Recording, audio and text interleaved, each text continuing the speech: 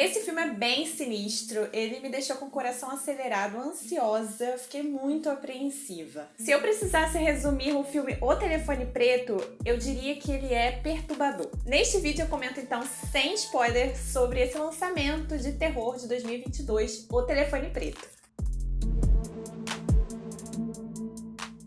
Olá pessoal, meu nome é Renata Farias, sejam bem-vindos de volta ao meu canal. Esse é um filme que mistura o sobrenatural com um suspense criminal voltado mais para essas ações de um serial killer, e isso tornou o filme mais original, mais diferente, porque normalmente quando é apresentado um filme de um serial killer, normalmente mostra mais esse lado psicológico, e aqui não, essa combinação dos dois. Ethan Hawke toca o terror em O Telefone Preto ao interpretar o personagem Grabber, um serial killer que sequestra as crianças, e eu acho que vocês já conseguem compreender o desfecho da história, o que ele é capaz de fazer com elas. Ele foi filmado durante o pico de pandemia, então a gente entende o quão desafiador foi realizar. Além disso, ele é uma adaptação de um conto de mesmo nome do escritor Joe Hill. E por fim, quem dirigiu esse filme foi o filho de Stephen King, o Scott Derrickson, quem também dirigiu os filmes O Exorcismo de Emily Rose, A Entidade e Doutor Estranho. E antes de prosseguir com esse vídeo, eu já convido você a se inscrever aqui no canal, porque toda semana eu tô trazendo aqui novidades de filmes e séries. E também deixa o seu like, não se esquece, deixa logo agora no começo, porque quando é pra criticar a gente lembra, mas na hora de agradecer a gente sempre esquece. E aí, caso você não goste do vídeo, você pode deixar o seu dislike no final. O Telefone Preto é ambientado na década de 1970, ele se passa no Colorado e nós acompanhamos a vida de um menino tímido chamado Finney, quem convive com a sua irmã Gwen e o seu pai bem problemático. Os meninos, eles passam por situações delicadas em casa, além de conviver também com situações muito difíceis na escola, porque eles precisam lidar com o bullying. Outro ponto é que o bairro onde eles vivem é bastante violento e está acontecendo desaparecimentos de adolescentes no local. Assim, já nessa fase da vida deles, eles são atravessados por esses traumas e precisam lidar com esses turbilhões de sentimento. Até que um dia, para complicar ainda mais a situação, o Finney ele se depara com um suposto mágico que na verdade é o aterrorizante mascarado Grabber, quem o vai sequestrar e vai colocá-lo em um cativeiro em que é imune a som, então o garoto pode espernear, gritar, que ninguém vai conseguir escutá-lo. E é nesse local em que se encontra um telefone preto quebrado e que misteriosamente ele vai começar a tocar, então aí começa os elementos sobrenaturais no filme. Esse momento em que o menino Finney está no porão é um momento bem claustrofóbico, mas o filme ele sabe conduzir muito bem, porque ora ele se alterna com cenas que acontecem mais na cidade para dar um alívio, para não ficar tão sufocante assim, e também acaba focando na vida da irmã dele, a Gwen, o que ela está fazendo, o que ela está pensando para tentar contornar essa situação. Grabber é aquele psicopata que, no fundo, ele é um covarde. Eu diria que 90% das cenas em que ele aparece, ele está com a máscara. Ora cobrindo todo o rosto, ora apenas parcialmente. E é interessante porque essa máscara, ela vai apresentando diferentes expressões e diferentes emoções. E ele a usa como uma forma de se tornar indestrutível, invencível e também porque eu senti que ele sente uma vergonha de mostrar esse seu lado monstruoso. Porque se no fundo ele tem o intuito de matar a vítima, por que então ele teria esse medo de mostrar seu rosto, já que ela não poderia ser utilizada na delegacia para tentar descrever as características físicas de quem a teria sequestrado? Então, no fundo, eu tirei essa conclusão de que ele sente vergonha dele mesmo.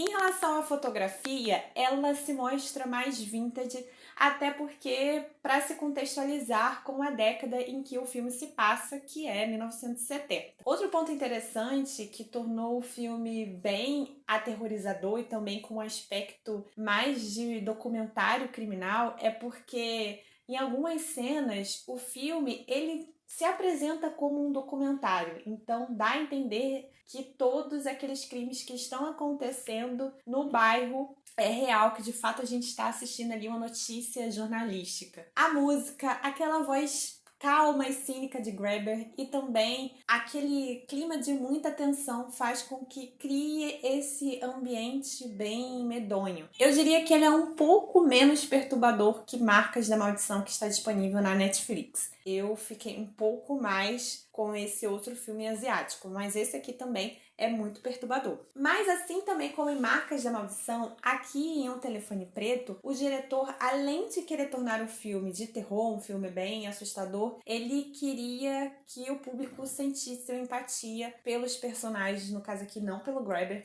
mas pelos meninos. Que a gente criasse essa sensibilidade pelas histórias de vida deles. Eu confesso que no início do filme eu estranhei um pouco porque eu havia criado uma outra expectativa em relação a esse filme. Eu não vi trailer, também não li notícia nenhuma sobre o filme. Eu apenas fui assistir apenas com base na sinopse. E aí eu esperava que o protagonista, que é a história central, fosse de Grabber. Não no sentido de saber o passado dele, mas eu achava que ia mais numa linha, assim como um psicopata americano, que a gente não sabe muito sobre o que aconteceu com Patrick Bateman no passado, mas foca-se mais no presente, nas ações que ele está realizando no momento do filme. Era assim que eu imaginei para O Telefone Preto. Só que aqui, o filme, o protagonista, na verdade, é o menino Finney. Então, no início, vai trazer mais esse enfoque na vida dele, nas atividades que ele fazia com a irmã e tudo mais. E eu entendo aqui o que o Ethan Hawke e também o diretor afirmou em relação a essa questão do mistério do filme em relação à vida de Grabber, em que nada é falado sobre o passado dele. Inclusive, o Ethan Hawke disse que ele não gosta muito desses filmes que acabam expondo o personagem demais, né? Quando se trata, por exemplo, desses filmes de serial killer, que é legal deixar um pouco esse segredo no ar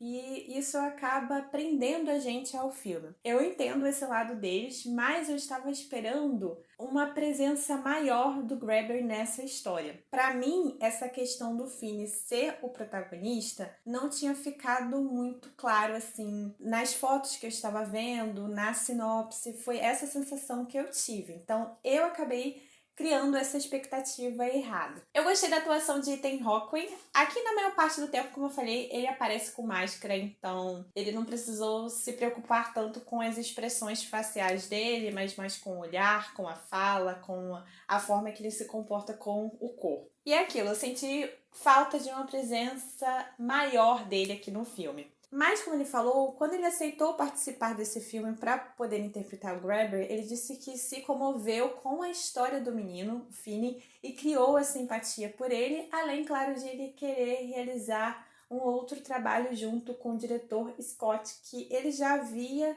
trabalhado com ele no filme A Identidade, que inclusive foi um filme que foi um desafio para ele, né, trabalhar com terror, já que era um gênero do qual ele não estava imerso nesse mundo. Eu entendo que deve ter sido um desafio para o Ethan Hawke interpretar o Grabber, até porque ele disse que não gosta de interpretar vilões, ele não gosta de deixar aflorar o sentimento de um vilão nele, mas que se interessou mais pela história do menino.